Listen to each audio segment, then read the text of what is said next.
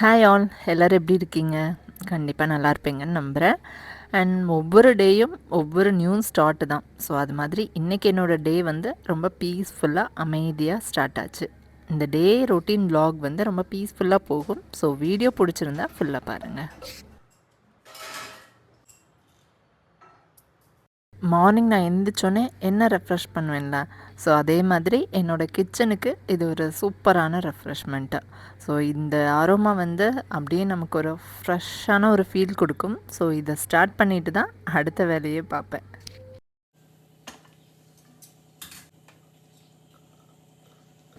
இன்றைக்கி morning breakfast, lunch, அதுக்கப்புறம் ஈவினிங்க்கு snacks இதெல்லாம் தான் வந்து ரெடி பண்ணிகிட்ருக்கிறேன்.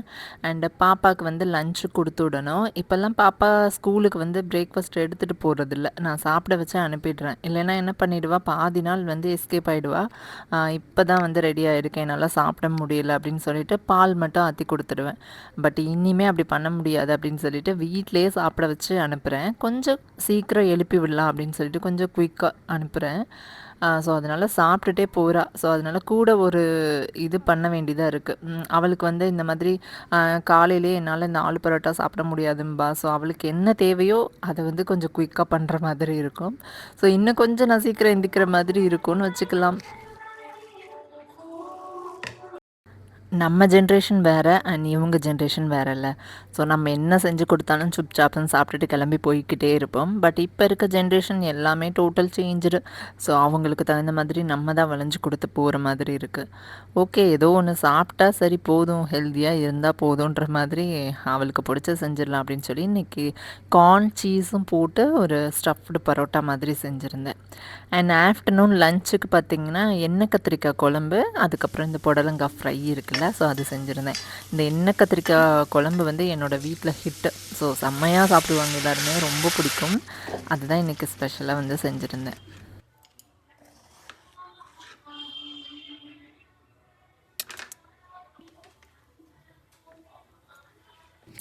இந்த புடலங்காலாம் பார்க்கும்போது அவ்வளோ ஒரு ஹாப்பியாக இருக்கும். ஏன்னா எனக்கு இதெல்லாம் ரொம்ப பிடிக்கும். நான் கல்யாணத்துக்கு முன்னாடி நிறையா சாப்பிட்ருக்கேன். பட் கல்யாணத்துக்கு அப்புறம் எனக்கு இந்த புடலங்காய் கிடைக்கவே இல்லை. எத்தனை ஊரில் இருந்து வந்திருக்கே, அத்தனை ஊரில் இந்த புடலங்காய், சவ் அந்த மாதிரி நிறைய காய்கறி வந்து நம்ம ஊரில் கிடைக்கிறது இங்கே கிடைக்காது. அதுக்கப்புறம் எங்கள் ஊர் சைடு ஒன்று கிடைக்கும், அந்த அதலக்கான்னு சொல்லுவாங்க. ஸோ அதுவுமே சூப்பராக இருக்கும். அந்த அதலக்காலாம் வந்து எங்கடா கிடைக்கும் அப்படின்ற மாதிரி இருக்கும். அதெல்லாம் இங்கே கிடைக்காது கன்ஃபார்மாக. சென்னை அந்த சைடு கூட நிறைய பேருக்கு கிடைக்கிறதில்ல. அது வந்து எங்கள் ஊர் சைடு நிறைய கிடைக்கும். சூப்பரான டேஸ்ட்டாக இருக்கும். அதெல்லாம் கிடைச்சா வாங்கி சாப்பிடுங்க. அவ்வளோ ஒரு ஹெல்த் பெனிஃபிட் இருக்குது அந்த அதலக்கால. ஸோ அதெல்லாம் கிடைக்கல, மிஸ் பண்ணேன். இப்போ அதெல்லாம் கிடைக்குதுன்றப்போ எடுத்து வச்சு அந்த என்ன நம்ம சாப்பிடணும்னு ஆசைப்பட்டோமோ அதெல்லாம் செஞ்சு ஒன்று ஒன்றா சாப்பிட்டுட்ருக்குறேன்.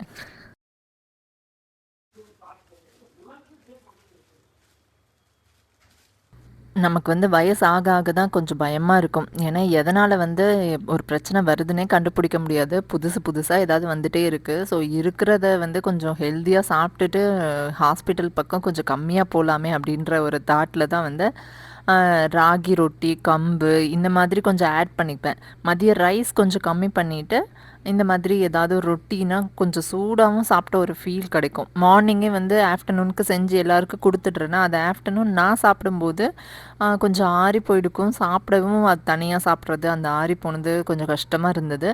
ஸோ அதனால் ரைஸ் கம்மி பண்ணிவிட்டு இந்த ராகி ரொட்டி, கம்பு ரொட்டி, அப்புறம் ராகி களி இந்த மாதிரி கொஞ்சம் கொஞ்சமாக கற்றுக்கிட்டு இப்போ கொஞ்சம் ப்ராப்பராக பண்ணுறேன்னு நினைக்கிறேன். ஐ திங்க் இன்றைக்கெலாம் செஞ்சுருந்தது ரொம்ப சூப்பராக வந்திருந்தது. சாஃப்ட் ரொட்டியாக வந்திருந்தது. ராகியில் இப்படி ஒரு சாஃப்ட் ரொட்டி நான் என்னோடய லைஃப்பில் இப்போ தான் ஃபஸ்ட் டைம் பண்ணேன்.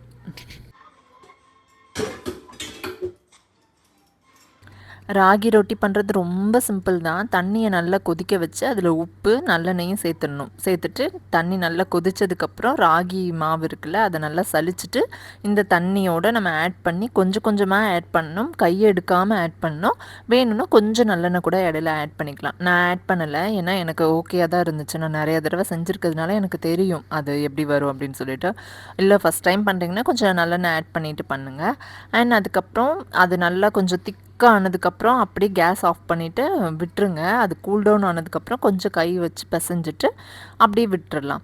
அது கொஞ்சம் 10 நிமிஷம் ஆனதுக்கப்புறம்னா கொஞ்சம் நல்லாயிருக்கும். ரொம்ப சாஃப்ட்டா வரும். அதனால தான் நானும் ஓகே கொஞ்சம் பாத்திரம்லாம் இருந்தது. அத கழுவிடலாம் அப்படின்னு சொல்லிட்டு பாத்திரம்லாம் கழுவினேன். ஒரு 10 நிமிஷம் ஆயிடுச்சு. அதுக்கப்புறம் பாருங்க நல்லா சாஃப்ட்டா இருக்கும். ஸோ இதுக்கப்புறம் நம்ம நார்மலா சப்பாத்தி போடுவோம்ல, அதே மாதிரி போட்டு எடுக்கலாம்.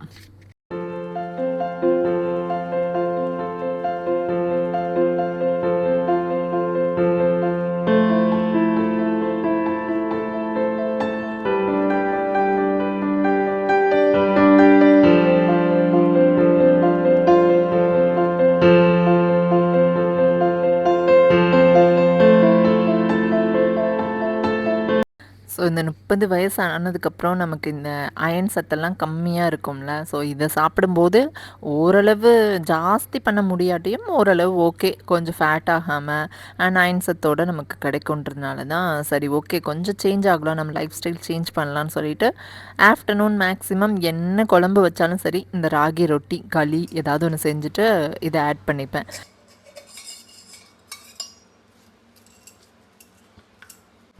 ஹஸ்பண்ட்க்கு வந்து மார்னிங் பிரேக்ஃபாஸ்ட் இதுதான். ஸோ அவங்களுக்கு அதை கொடுத்துட்டு அதுக்கப்புறம் வந்து அயர்ன் பண்ணேன். ஸோ ஷர்ட்டு, பேண்ட்டு எல்லாமே வந்து நான் தான் அயர்ன் பண்ணுவேன்.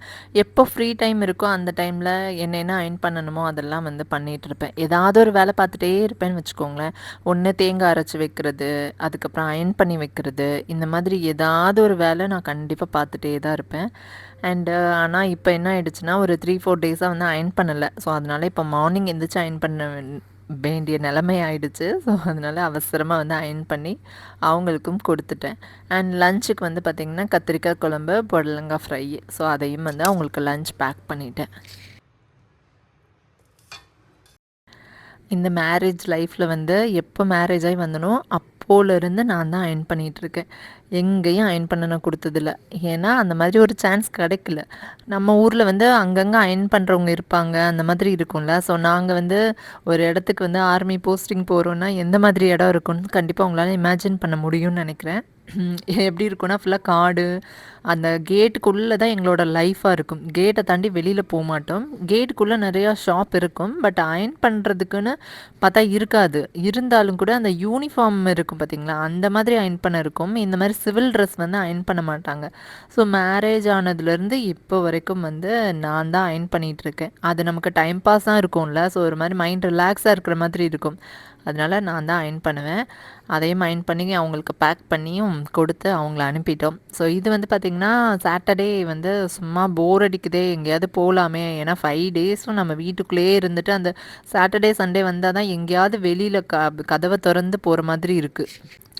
ஸோ சாட்டர்டே வந்து பிளான் பண்ணியிருந்தோம். எங்கே போகலாம் அப்படின்னு பார்த்தா இந்த வைசாக் சுற்றி எங்கே திரும்பினாலும் பீச் பீச் பீச் தான் இருக்குது. இல்லை கோயிலாக தான் இருக்குது.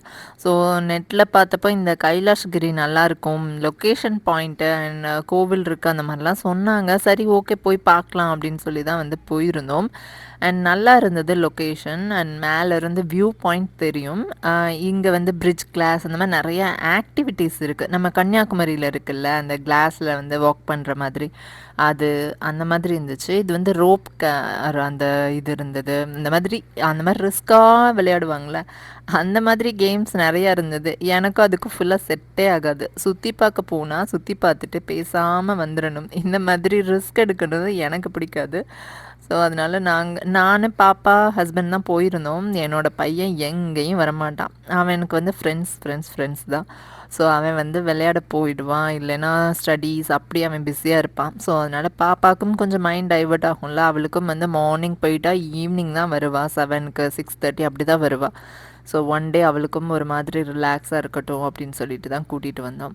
ஸோ இதுதான் என்ட்ரன்ஸு. ஸோ இங்கே என்னென்னா நிறையா ஷூட்டிங் எடுப்பாங்களாம், மூவி அந்த மாதிரி எடுப்பாங்கன்னு சொன்னாங்க. பெரிய சிவன் பார்வதி சிலை இருக்கும். அதுக்கப்புறம் திரிஷூல் இருக்குல்ல அது இருக்குது அப்படின்னு சொன்னாங்க. திரிஷூலுக்கு வந்து நடக்கணும்னு சொன்னாங்க. ஒரு 2 கிலோமீட்டர்ஸ் அந்த சம்திங் நடக்கணுன்னாங்க. பாப்பா வந்து அந்தளவு பொறுமையாக நடந்துக்க மாட்டான்றதுனால அந்த ஏரியாவுக்கு நாங்கள் போகலை. சிவன் பார்வதி இருக்கிற இடம் மட்டும் வாக்கிங் டிஸ்டன்ஸ் தான். ஸோ அங்கே மட்டும் போயிருந்தோம். லொக்கேஷன் வியூ பாயிண்ட் ரொம்ப சூப்பராக இருந்தது. அழகாக பார்க்குறதுக்கு ஒரு நேச்சுரலாக சூப்பராக இருந்துச்சு பார்க்குறதுக்கு. எனக்கு தெரிஞ்சு இருந்த ஒரு 4, 5 பிளேஸும் நாங்க பார்த்துட்டோம்னு நெனைக்கிறேன். இத தாண்டி என்ன இருக்குன்னு எனக்கு தெரியல. வேணா சர்ச் பண்ணி பார்க்குறேன். சுத்தி ஏதாவது இருக்குதான்னு. இருந்தா அடுத்து எங்க போலான்னு பார்க்கலாம். அண்டு சுத்தி எல்லா இடமுமே எப்படி இருக்கும்னா, ஃபுல்லா ஹில்ஸு, அதுக்கப்புறம் கடலு இதுதான் இருக்கு. ஸோ இத தேடி வந்தோம். இங்க என்னன்னா பார்த்தா நம்ம விளையாடுற மாதிரி இல்ல. எல்லாம் இந்த பாருங்க ஜிப் லைனு எல்லாம் அந்தரத்தில பறக்கிறது, தாவுறது இந்த மாதிரி தான் இருந்தது. நமக்கு இந்த ரிஸ்க் எடுக்கிற வேலையெல்லாம் நமக்கு புடிக்காதுன்றதுனால ஸோ அங்கேருந்து கிளம்பிட்டோம். சும்மா சாப்பிட்டுட்டு ஜூஸ்லாம் குடிச்சிட்டு அங்கேருந்து அப்படியே ரிலாக்ஸாக கிளம்பிட்டோம். அண்ட் இந்த வீடியோ எண்டுக்கும் வந்துட்டோம். இந்த வீடியோ கண்டிப்பாக உங்களுக்கு பிடிச்சிருக்குன்னு நினைக்கிறேன். அண்ட் இன்ட்ரெஸ்டிங்காக இருந்திருக்குன்னு நம்புகிறேன். ஸோ இது மாதிரி நிறைய வீடியோஸ் உங்க கூட ஷேர் பண்ணுறேன். அதுக்கு நீங்கள் லைக் பண்ணுங்கள் அண்ட் சப்ஸ்கிரைப் பண்ணிக்கோங்க. நெக்ஸ்ட் ஒரு வீடியோவில் மீட் பண்ணலாம். டில் பை பாய்.